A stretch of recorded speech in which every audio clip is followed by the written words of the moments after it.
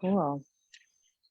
Got Hello, it. everyone, and happy Friday. Well, hypnotherapy, most of us think it's voodoo science. I mean, I had no clue before starting this Narish talk, but I researched, and there is a ton of research on hypnotherapy, how hypnotherapy can be health concerns. But today's topic is anxiety, and we have a hypnotherapist with us, Elena, and she's going to tell us the science and research behind it as to what happens when hypnotherapy is applied and how hypnotherapy can help all of us. So welcome. Thank you so much.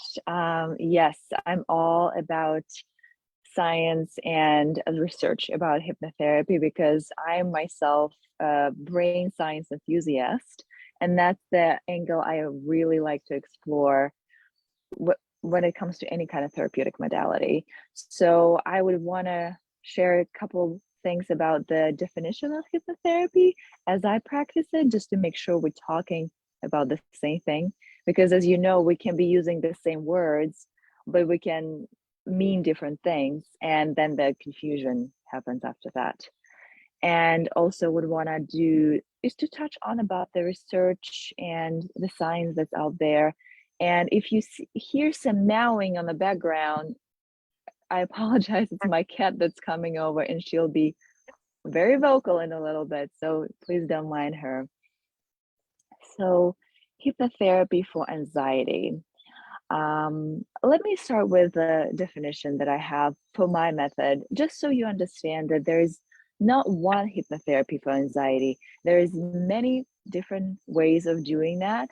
And if someone wants to give you a blank statement about what hypnotherapy for anxiety is, it doesn't exist.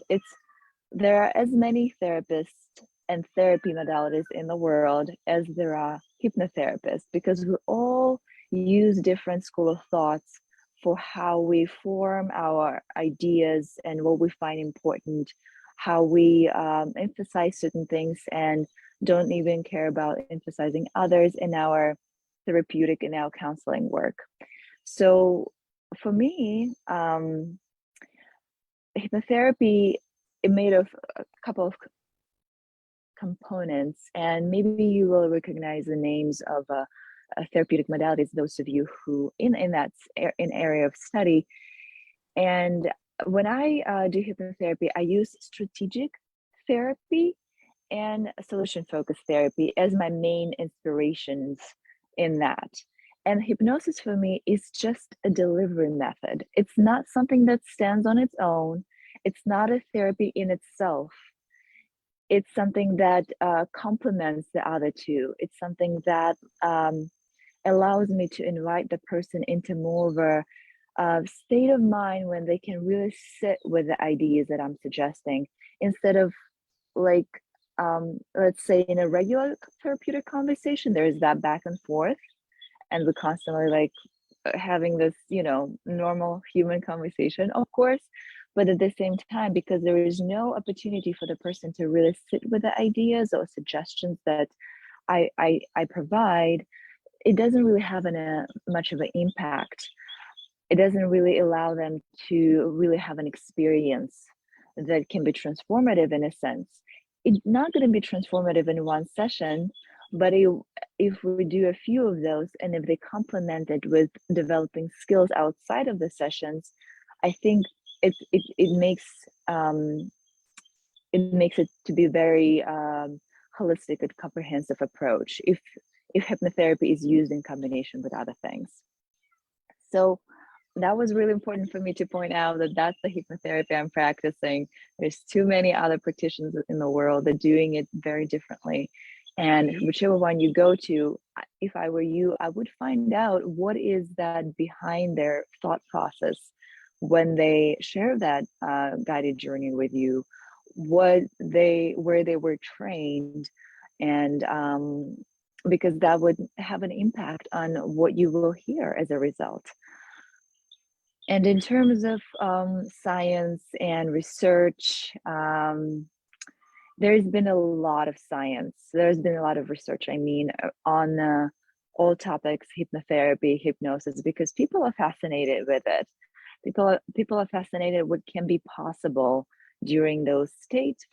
For some people, not all. There is a range of experience. Not everybody will go and have a surgery where the only anesthesia is hypnosis. Not everybody can have that, but there are some people who do that, and there is other people who have like great results from um, learning a skill when they're in a hypnotherapy session. And there is a lot of research around that, or how we can basically, um, when we have a habit of some sorts, hypnosis can help to de-automatize the process that happens in our brain. And it's hard to talk about research without giving examples of research, to be honest. So if you don't mind, I'll in my own way, I can like paraphrase the research that I have been reading and fascinated with lately. There's a couple of research papers that comes to mind, and first I'll give you just a quick overview and what's so important about them and how maybe they can apply to anxiety. That's been, let's start with the research about there is such a thing as psychologists they call Stroop effect, is when you read, and I won't make it too difficult. When you read a word on the screen and it signifies some kind of a color, let's say it's color, it says blue, it's written blue, but it's written in red, the red ink. And pretty much across the board, everybody in a human population either slow down when they see that or they make an arrow. They first like, oh, they get confused by that like juxtaposition of the color of the word and the word itself, and that's like universally accepted as a phenomenon. But in hypnosis, they invited the people to like get focused and concentrated, and then they invited them to pretend, so to say, that that word that's written, like the word blue, let's say, in red ink, that it means gibberish, it means nothing. So they effectively remove their focus from focus. So people were just able to focus on the ink itself, and they went straight into the saying the ink without any slowing down, without any error, even though they had the same words in front of them. Sorry, did you say something? Ah, I think we have a bit of a lag. And oh, you're unfroze. I'm looking at my host and I'm like, are we still going? Because you kind of froze for a moment. Here's my cat, if you can hear her. So yes, that's just an example of how, and I hope I was clear enough, how hypnosis can automatize certain processes in our brain, because it's so automatic for the people when they see the word written on a screen to go for the word itself, not the color of the ink. Even if they ask to say the color of the ink, the people attention first is drawn to the word itself. It's just because everybody in this planet who can read words, we are so primed to focus on that first when we see a word, because the ink of the word usually doesn't really matter. What matters is the word itself.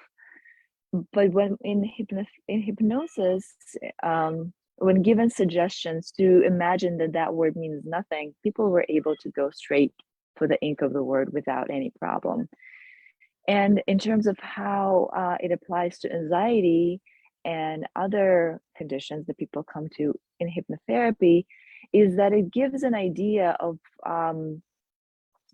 how we can help the person to de-automatize certain processes that like become so just automatic in their brain because of anxiety. Let's say what anxiety is usually maintained with is like the habit of overthinking or analyzing. And it becomes like such a second nature for us to do it every time we encounter some kind of an uncertainty in our life, the first thing that people do, they start to worry and they start to project negative things onto the future, right? That's like those two things, the discomfort that uncertainty brings to us, and this habit of projecting the worst into the future, it can become like a second nature. So in hypnotherapy, we can, and there is no more research needed to really confirm that claim, but that science really suggests that that's possible to decouple those things. So we don't go from like, oh, I'm feeling triggered by anxiety into that habitual state of um, worrying or analyzing. So that's like one example, like the science coming into the hypnotherapy world. And then another example that I want to give, another science suggestion, another science that I think has been done quite some time ago, is when they were studying people. I believe it was piano play or like some kind of a musicians that were preparing for a performance of some sorts, and they were studying them as they were practicing, you know, their scales and everything in real life, and they were also studying them practicing it in the imaginative settings, like just imagining doing that. And they found that the people who practiced it in their imagination were actually better comparing to the control group. And again, don't quote me on it. I will have to go to the science portion of that article that I'm quoting right now. It's been a while since I read it, even though that's definitely used to be my focus. My cat is so crying. But anyway, yes. So if in hypnosis we can have like a practice moment when people can like get a taste of the skills that they can use in real life and they can get better at them faster, why not do it? You can be sitting like down, doing your own self hypnosis session on your own, practicing that skill of becoming more aware of when you begin to overanalyze or overthink. And then when the real moment in life happens, when uncertainty hits, you'll be more prepared to do it in real life if you had some practice. I mean, that's pretty obvious. Everything we practice, whether in real life or anything else, when we prepare for the situation, of course we're going to perform better in that situation. I have a couple more in mind, but I think I want to stop there because I think that's a good start. So anything else you want me to touch more about, like what happens in a brain during hypnosis? It's a $1,000,000 question. Let's put it like that. People studying it so in depth, and there's all different ideas about what does happen there. Depending on what school of thought of hypnotherapy you are, you will see something else, you will see something different. There's definitely something that's happening with the areas of attention.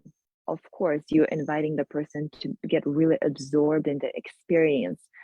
All of those areas that corresponded to attention fire up. Um, and a lot of the work happens in the prefrontal cortex, but I don't really know how much of that necessary to dissect for the people to get the benefit of anxiety. We can talk about neuroplasticity, about how our brain changes itself throughout the whole life, that it's no longer accepted the fact that our neurons just like stop and don't move, don't change anymore after we like our brain fully developed. No, there is like this scientific proven fact that our brains are plastic, and if you like to use that as a way to kind of shed more light into the hypnosis, I love that metaphor. It's for me, neuroplasticity is a metaphor about how plastic we really are. Our habits are plastic, our skills are plastic, because there's a lot of hope that we can change, and we can because it depends on what we do, our brain responds. And yeah, I'll stop right there just to open it up for you. I feel like I've been talking for a while, and let's hope it made sense altogether. No, I think it briefly educate our viewers on when someone goes into a hypnosis session. We have a research on meditation, how it helps with the brain cells. So that's the kind of really as a ending note here for our session. I just wanted you to compare what happens with the meditation to a brain versus a hypnosis session. If you can elaborate a little bit for like a minute before we wrap up. It's a good question because, to be honest, I feel like hypnotherapy and specifically guided meditation are very similar to each other. We are not talking about the meditation when the person meditates with themselves, like I meditate, like focusing on your breath without anybody else guiding you. So I believe that would be somewhat different in the brain, even though there's still those same areas of attention that must be engaged because we are very much paying attention to a stimuli of some sorts. Unfortunately, I can't really give you without preparing ahead of time of that, like meditation versus hypnosis. I can probably definitely do it if I go into science and just spend time on a Google Scholar for a little bit. But I'm pretty sure there's very much similar areas there are activated guided meditation, guided specifically, not one when you meditate on with yourself, and hypnosis, because it's very much this in a lot of places, in a lot of ways it's the same. And if you want to explore that topic, like read the book about it, there is a book that written by my mentor, we can put it in a quote in a note somewhere, that goes into very much in depth comparing guided meditation, mindfulness meditation, and hypnosis. It's called Mindfulness Meditation and Hypnosis. I think so. I have it in my shelf somewhere, and it's written by Michael Yapko. He dissects hypnotherapy versus meditation, like step by step, and I think that would be the best resource from this point on, because I can't really give it more on that. Besides from just saying they're very similar in terms of how they impact the brain. Okay, and that's what I thought, and that's what the point I wanted to make today is the guided meditation and hypnosis are similar concepts. Guided meditation is someone is kind of talking to you, and then go in a trance state. Same thing as in hypnosis. It's a different type of, in the sense like the talking. I'm not an expert here, but I'm just kind of putting it in a layman's language. But the effect is the same on the brain. So it's a very similar modality.